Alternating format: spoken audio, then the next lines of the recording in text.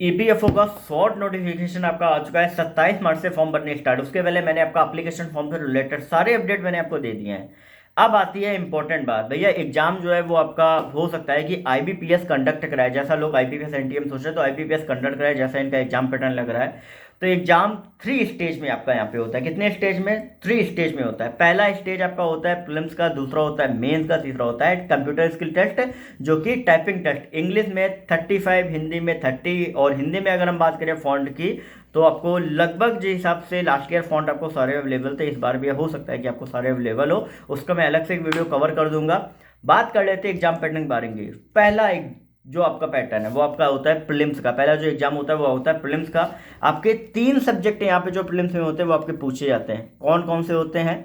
English का पूछा जाता है, रीजनिंग का आता है, न्यूमेरिकल एबिलिटी। मतलब आरबीआई असिस्टेंट का जैसा आपका रहता है प्रीलिम्स, वैसा ही यहाँ पे भी आपका पूछा जा रहा है। तो प्रीलिम्स में आपका जो टोटल 100 क्वेश्चंस आते हैं 100 मार्क्स के। लेकिन सबसे इंपॉर्टेंट चीज आपको यहाँ पे ये समझ लेनी चाहिए कि यहाँ पे जो आपका पेपर होता है वो सेक्शनल आपका पूरा आता है। मतलब सेक्शन वाइज आपको जो टाइम है वो आपका डिस्ट्रीब्यूट होता है। 1 घंटे का पेपर होता है, 100 क्वेश्चंस आते हैं 100 मार्क्स के। लेकिन बात करें टाइम डिस्ट्रीब्यूशन और क्वेश्चन डिस्ट्रीब्यूशन की, तो इंग्लिश में 30 क्वेश्चंस आते हैं आपके 30 मार्क्स के, 20 मिनट का टाइम होता है। रीजनिंग में 35 क्वेश्चन आते हैं 35 मार्क्स के, आपका 20 मिनट का टाइम होता है।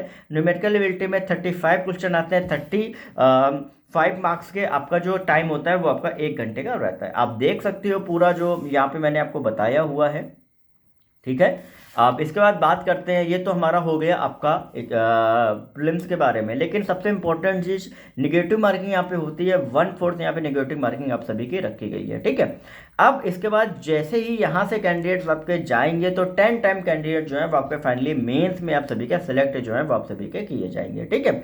और दूसरी चीज क्या है कि प्रीलिम्स जो आपका है वो क्वालिफाइंग इन नेचर है, इसके मार्क्स कंसीडर नहीं किए जाएंगे फाइनल मेरिट के लिए। अब यहाँ पर जैसा आप देख रहे होगे कि ईएसआईसी में सेम इसी प्रकार से पैटर्न आपका रखा गया था। तो आपका जो प्रीलिम्स है, जो भी स्टूडेंट जो अगर जिनके मार्क्स अच्छे नहीं होते फिर भी क्वालिफाई कर लेते हैं, आपके लिए अच्छी अपॉर्चुनिटी है। मेंस में आप बेहतर कर सकते हो। अब मेंस का जो एग्जाम रहेगा वो थोड़ा सा आपको टिपिकल रहने वाला है। क्यों? क्योंकि मेंस के एग्जाम में आपको ऑब्जेक्टिव तो आएगा ही आएगा, आपको डिस्क्रिप्टिव भी एक पेपर करना पड़ेगा। अब मेंस में क्या है, टोटल 5 सब्जेक्ट होंगे। सबसे पहला तो आपका जो ऑब्जेक्टिव का पेपर है वो आपका कराया जाएगा, और ऑब्जेक्टिव के पेपर में टोटल 4 सब्जेक्ट आपको देखने को मिलने वाले हैं। अब जो चीज़ प्रीलिम्स में नहीं थी वो सब्जेक्ट यहाँ ऐड हो जाएगा। कौन सा है? जनरल अवेयरनेस का सब्जेक्ट आपका ऐड होगा।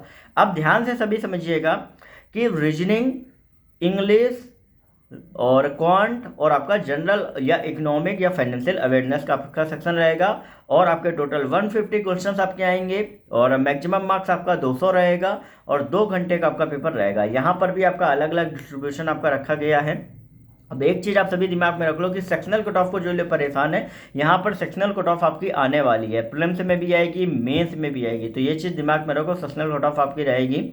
अब सबसे इंपॉर्टेंट चीज़ कि यहाँ पे इंग्लिश के जो आपके क्वेश्चंस आपके आएंगे वो आपके 30 क्वेश्चंस आएंगे 40 मार्क्स के, 30 मिनट, आधे घंटे का टाइम रहेगा। रीजनिंग में आपके 40 क्वेश्चंस आएंगे 60 मार्क्स के, 35 मिनट का टाइम रहेगा। जनरल इकोनॉमी या फाइनेंशियल अवेयरनेस में आपके 40 क्वेश्चंस आएंगे 40 मार्क्स के, 20 मिनट का टाइम रहेगा। और क्वांट में आपके 40 क्वेश्चंस आएंगे 60 मार्क्स के, 35 मिनट का टाइम रहेगा। मतलब 150 क्वेश्चंस, 200 मार्क्स, 2 घंटे का पेपर, 4 सब्जेक्ट। ये तो हो गया आपका ये। फिर इसके बाद आपका एक और इसी के बाद आपका जो है उसी दिन ही आपका कंडक्ट होगा, जो कि आपका डिस्क्रिप्टिव पेपर होगा, ठीक है। जिसमें आपको कंप्रहेंशन या उसके एनालिसिस से रिलेटेड आपको आएगा। आपको 3 क्वेश्चंस आएंगे, उसमें लेटर हो सकता है, प्रिसाइज हो सकता है, कंप्रहेंशन हो सकता है, कुछ भी हो सकता है। 3 क्वेश्चंस आपसे पूछेंगे, हो सकता है तीनों आपके पूछे जाए।